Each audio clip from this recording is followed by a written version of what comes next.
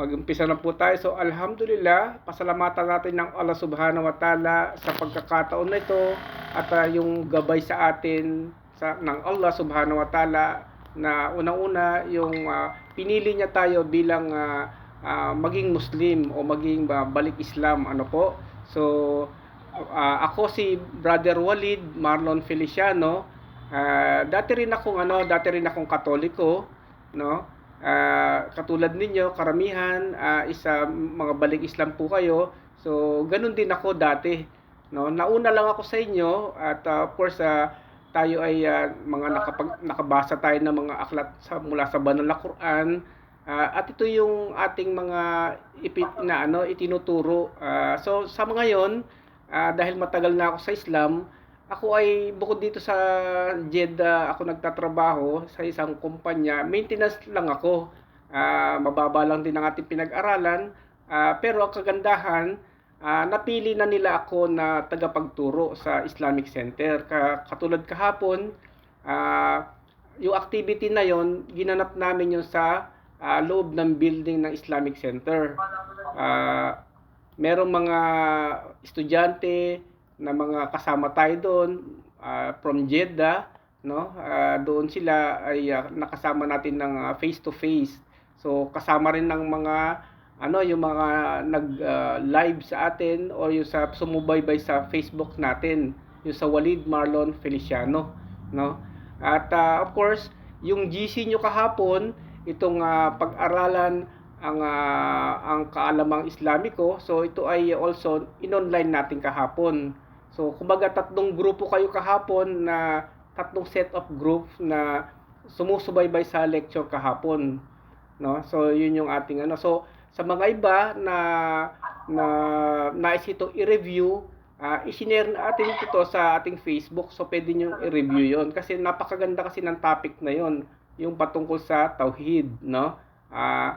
So, mamaya pag-aaralan natin ngayon yung review natin sa naging lecture natin kahapon, no? So ngayon ang natin ngayon, inais nating i-welcome yung pinakabunso natin. Ayan si Bunso, pakita ka Bunso, yung mukha mo at taas ka ng konti, yung camera mo kasi natatakpan ka yung pinakabunso natin na yumakap sa Islam. Ayan, no? Talagang batang-bata pa, ginabayan ng Allah Subhanahu wa Ta'ala, no? Actually, merong may story sa yan sa Quran, no? Ang propeta Ibrahim, kilala niyo siya, no? Si propeta Abraham. So, bata pa lang siya, katulad ni si brother natin na bunso, ginabayan na rin ng Allah Subhanahu wa Ta'ala. Bata pa lang si propeta Ibrahim alayhi wasalam, no? Ang kasaysayan noon bata pa lang, alam niya na yung mga rebulto hindi dapat dinadasalan, no? Niluluhuran, hindi dapat. So, dahil nga siya ay of course pinili ng Diyos na maging propeta, kaya naman may pakiramdam siya talaga sa isip niya na hindi talaga dapat dinadasalan yung mga katulad ng mga rebulto, mga inanyo ang mga kahoy o bato, hindi talaga. So, may siya doon, kumbaga may gabay siya doon. So ngayon, ang challenge ni Propeta Abraham sa buhay niya, tatay niya noon, ang trabaho ng tatay niya, naglililok siya ng yung mga rebulto. Yun ang trabaho ng tatay niya. So ngayon, mabait siyang bata, mabait siyang anak, na kung ano inutos ng tatay niya, sinusunod niya ito. Kaya naman, nung pagkaiutusan si Propeta Abraham na sasabihin ng tatay niya sa kanya na, Abraham, ibenta mo yung mga niludok ko mga rebulto sa palengke. So, sinusunod niya. Pero, of course, sabi nga natin kanina, ayaw niya talaga na yung pagsamba sa mga rebulto. Kaya naman, pagka nasa palengke na siya, sasabihin niya na, bumili na po kayo ng nililok ng tatay ko na rebulto. Ito ay sinasabi nila na Diyos-Diyosan na meron tainga pero hindi naman ito nakakarinig, sabi niya. So, kumbaga may kahulugan yung kanyang pananalita, Sabi niya, ang nililok ng tatay ko na ito rebulto, makikita niyo may mata. Pero hindi naman talaga nakakakita, sabi niya. Totoo naman, di ba? Rebulto lang kasi yun. Kahoy lang at ano lang yun. Nagmula sa mga puno. So ganun siya nagbebenta ng mga inanyuan na mga nililok ng tatay niya, no? Ngayon, nalaman ng tatay niya yun, nalaman na siguro may nagsabi na, "Uy, yung anak mo sa palengke, sinasabi na yung daw nililok mo na mga rebulto, mga ganyan, hindi nakakarinig, hindi nakakakita, hindi nakakapagsalita." So, ngayon, nung nalaman ng tatay niya yon, nagalit yung tatay ni Propeta Abraham, no? So, ngayon, ginawa ng tatay niya sa sobrang galit sa kanya, bata pa lang siya, is pinalayas siya ng tatay niya. Pinalayas, no? Pero of course, itiniis ni Propeta Abraham 'yon kahit bata pa lang siya, dahil nga of course siyempre bata pa, of course andun yung pag-iyak niya, ganon, nasaktan siya. Pero kasi alam niya naman talaga na tama yung kanyang binabanggit, tama yung sinasabi niya. At yun ay gabay ng Diyos sa kanya, no? So humantong sa nung nalaman din ng mga tao, ng mga taong bayan, yung mga kababayan nila na si Propeta Abraham, sabi nila, naku, yan yung bata na tumutulig sa ating rebulto na dinadasalan, sabi niya, ng mga tao, no?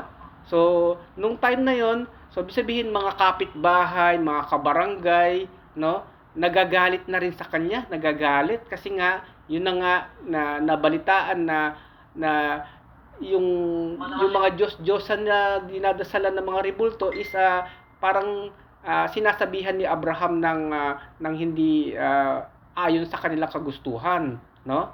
So kumbaga parang para sa kanila parang sinisiraan ni Propeta Abraham 'yon, no? Kaya naman ang ginawa ng mga taong bayan, alam niyo bang ginawa?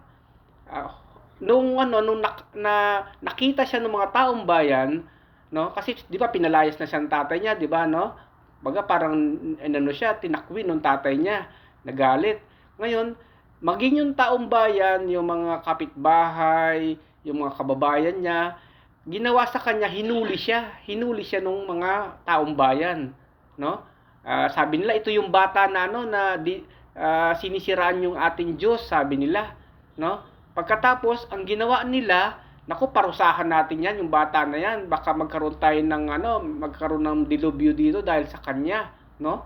Parang lumilitaw na para siyang peste, parang ganun, na baka magdulot yun ng sakuna sa lugar nila, yung ginawa niya na pagtutulig siya sa mga Diyos-Diyosan, no? So, ibig sabihin, pero si Abraham, alam niya sa puso niya, tama yung ginagawa niya, tama yung sinasabi niya, kasi yun yung gabay ng Allah sa kanya, no? Kumbaga, ginagabayan yung puso't isipan ni Propeta Abraham, no? So, kaya naman, ang nangyaring ganito, sabi ng mga taong bayan, nako, hindi na kailangan magtagal yung bata na yan. Baka magkaroon pa tayo ng darating na mga sakuna dito, mga peste, mga salot, no? So, sabi nila, humukay na kayo ng malalim. So, ganun ang ginawa nila, humukay sila ng napakalalim. Ngayon, ang ginawa ng mga iba, dahil of course, hinuli nila si Abraham, batang maliit pa lang, no? Parang kriminal ang kanyang yung turing sa kanya, hindi naman siya kriminal, wala naman siyang ginagawang kasalanan, no? So, ang ginawa nila, yung dun sa hukay na yon, naglagay sila ng mga maraming mga panggatong na kahoy, no? Naglagay sila ng pinuno nila ng panggatong na kahoy. Siniliban nila yon, inapoyan. Ngayon, ang purpose nila doon sa pagsilab doon sa mga kahoy na yon, ihahagis nila si Propeta Abraham yung bata sa hukay na may apoy. So ganun yung mga kasama yung mga tao na sumasamba sa mga rebulto noong unang panahon, no? Ganun sila kasama, no?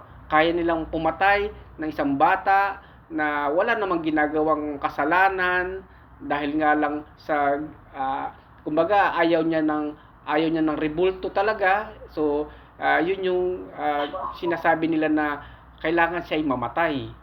So, ganito ang pangyayari. So, nasaksihan ito ng buong bayan, nakapalibot yung mga taong bayan sa pangyayari na yun, no? So, si Propeta Abraham, of course, ando doon yung pananalig niya sa Diyos na nagdadasal siya, no? Talagang sa Allah, doon siya, kaya nga may salita sa Arabic na sabi niya, sa salita niya, Hasbiya Allah wa ni'mal wakil, sabi niya. Ang ibig sabihin ng Hasbi Allah wa ni'mal wakil, sinalita ni Propeta Abraham bilang panalangin sa Allah, sabi niya, sapat na ang Allah sa akin, sabi niya. Sapat na ang Allah. So, baga, ando doon yung matibay na pananalig ni Propeta Abraham, batang maliit pa lang, no? Katulad ng ating si brother ngayon, no? Isang batang maliit pa lang.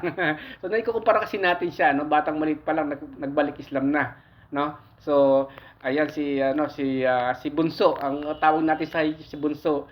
Okay. Alhamdulillah. Okay.